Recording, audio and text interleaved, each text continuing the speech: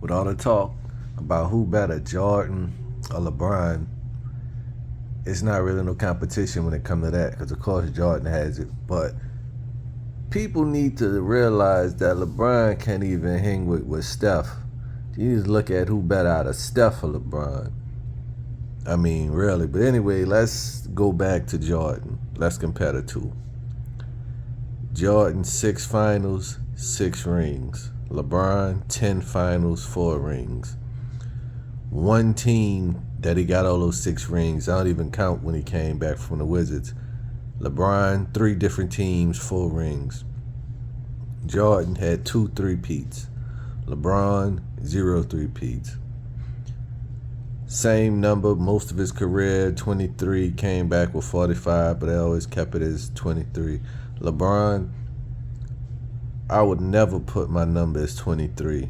That just shows some type of weird obsession he had with Jordan. But anyway, best-selling sneaker of all time, Jordan. LeBron, nope. Most people think his kicks whack.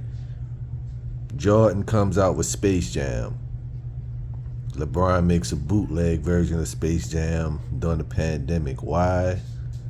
Because he freaking weird. Other thing about Jordan, he never quits. LeBron, it's highlights that you can pull up on YouTube. It's multiple videos of him just quitting when he can see his team ain't about to win. He quits. How you gonna be the GOAT when you're a quitter?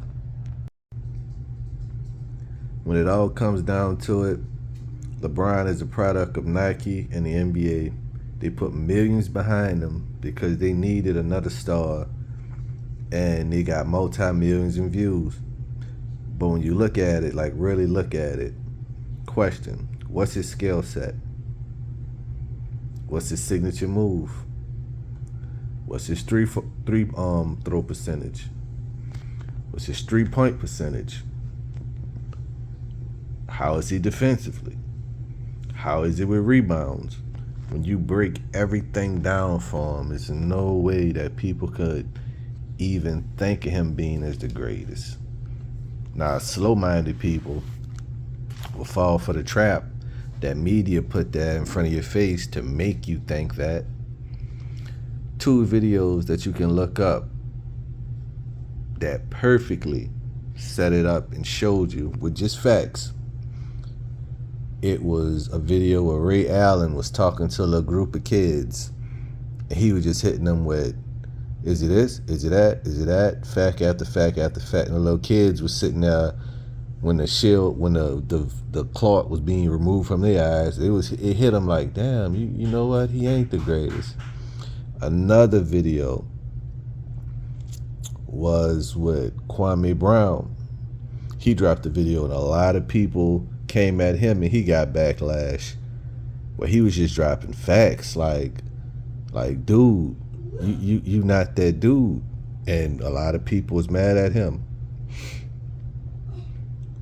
When you look at his marketing, he got a good team around him, but even with all his status, his team around him still sucks. Why were you trying to come out with Space Jam 2 for no reason, like a remake of Space Jam? Everybody know that's Jordan thing. You could have came out with anything. Matter of fact, even Like Mike by Bow Wow was better than that crap.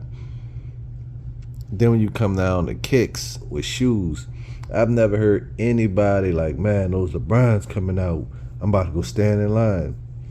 I promise you, LeBron's only sons got multiple pairs of Jordans, because when they come to Jordan, that's the cream of the crop. Nobody worry about no goddamn LeBrons. I ain't gonna lie to you. I'm gonna keep it real with you. I got a pair of LeBrons, and I cut grass in them motherfuckers. But, you know, it is what it is. Now, another thing you gotta look at, the eras. You had the Jordan era, and then you got the quote-unquote LeBron era. Now, in Jordan era, it took him a while to figure it out. And in between time, Boston, Detroit, and Los Angeles had the game on lock until Jordan took that crown. The Rockets got their championship when he set out in that full retirement. But let's look at LeBron when he was quote-unquote the king, and it was his era. who was winning chips when it was the quote unquote LeBron James era, the king on the throne, and they putting posters up. Okay, let's count. The Spurs, they won chips. The Warriors, the Raptors, the Bucks, the Nuggets. But I thought it's a LeBron James era. So when you look at Jordan, just dominated his era once he got it figured out. Because once he started winning, that was a wrap. Was a nobody winning once he started winning. LeBron, he'll win, lose, win, lose, win. Like you can't go to 10 finals and only ring 4 rings. Like, bruh, nah, Then let's look at Steph. Steph is younger, not by a lot, maybe 4 or 5 years younger than LeBron, and accomplished just about everything that he'd accomplished in a short amount of time on one team.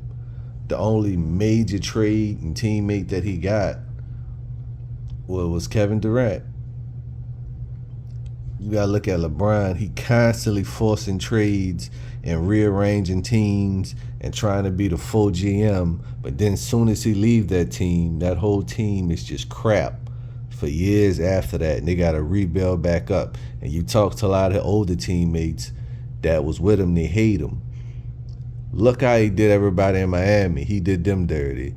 Look how he did people in Cleveland. He did them dirty. Look how when he first got to Los Angeles, where they had that squad full of young talent, he tried to trade all them before the All-Star game, and they couldn't stand his ass no more. Like he a snake with that, and that's not cool at all. When Steph stayed on one team his whole career and did everything that LeBron did quicker and better, and did it with style and did it with class. And that's what happens when you got a father in your life, which LeBron didn't have. Another thing a lot of people sleep on. Steph, he don't really talk about the money that he got, but this dude got like a major stake in Under Armour. It was pretty much when Under Armour was coming up, it was just Tom Brady and Steph. And that's 2 great people to have your company under that you build from the ground up. Tom Brady and Steph Curry. And yeah, they whew, if I was them, I'd be aiming at a soccer player. But man, yeah. He a billionaire right now just off of Under Armour, because he helped build them from the ground up with Tom Brady. And Under Armour gonna keep building and building and building, getting stronger. Watch by the time Steph in his 50s, how much he gonna have with Under Armour, money-wise. I think LeBron would have did a whole lot better in his career as far as fundamentals and skill sets if he'd have went to college, but I can't even hold that against him and knock him, because if you got Nike and the NBA trying to put millions in your pocket fresh out of high school, and you in the hood with a single moms and you don't know your father, and everybody gonna take that. But to compare him to Jordan, negative. That's not even no comparison. Not at all. And just think about it. They did Carmelo dirty. Because Carmelo and LeBron came in the league like right the same time. And you think that LeBron broke Kareem record. If you look back at the stats, Carmelo and LeBron was like what and what when it come to the numbers that they was putting up over their entire career. Now LeBron had a few more numbers because he was constantly in the playoffs and constantly going to finals when Carmelo wasn't. But even with that being said, Carmelo was still right on his ass as far as the numbers. Then all of a sudden, Carmelo get just blackballed out the league for years. Not a couple of months, not a couple of weeks, years. They blackballed Carmelo because they know if they'd have left him in the league, he would have the exact same numbers up there. They both would have been around the same as Kareem, so they couldn't try to put him on this pedestal. Like, look. Well, he ain't Jordan, but he got more points than Kareem. Like, man, it's ridiculous. They did Carmelo dirty.